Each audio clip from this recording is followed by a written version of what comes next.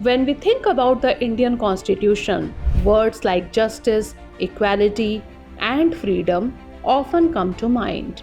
But have you ever wondered about the goals that guide our government in shaping a better society? These guiding principles are found in a unique section of our Constitution called the Directive Principles of State Policy or DPSPs.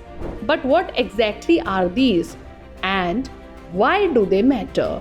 The DPSPs are enshrined in Part 4 of the Constitution, specifically in Articles 36 to 51, and they are not enforceable by any court.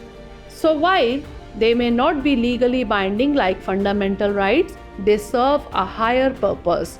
They set out the ideals the state should strive to achieve. Think of them as a roadmap toward a welfare state, a society where the state ensures social and economic justice for everyone.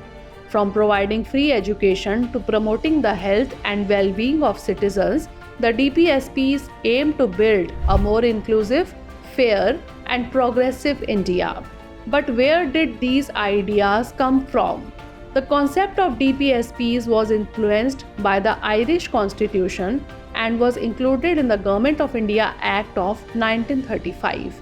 While the Constitution does not formally classify DPSPs, they can be broadly categorized into three types.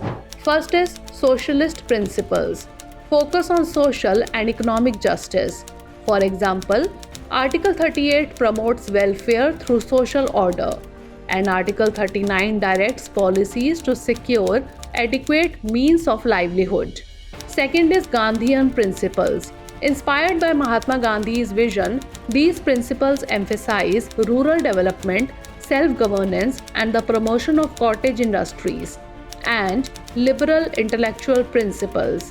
These include directives aimed at ensuring individual rights and freedoms, such as Article 44 advocates for a uniform civil code. Another important directive principle is Article 45, which calls for free and compulsory education for children, a goal that led to the implementation of the Right to Education Act in 2009. These principles aim to uplift every section of the society. However, critics argue that they remain aspirational, with many goals still unmet. Yet, over the years, they have guided significant policy decisions like land reforms, the abolition of zamindari, and labor laws. The framers of the Indian Constitution intended for these principles to guide future governments in their efforts to create a welfare state. The directive principles are more than just words in a book. They are the soul of the Constitution, guiding India's journey toward a better tomorrow.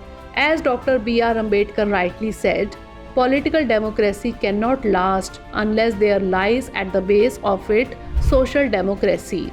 Before we wrap up, here is a question for you.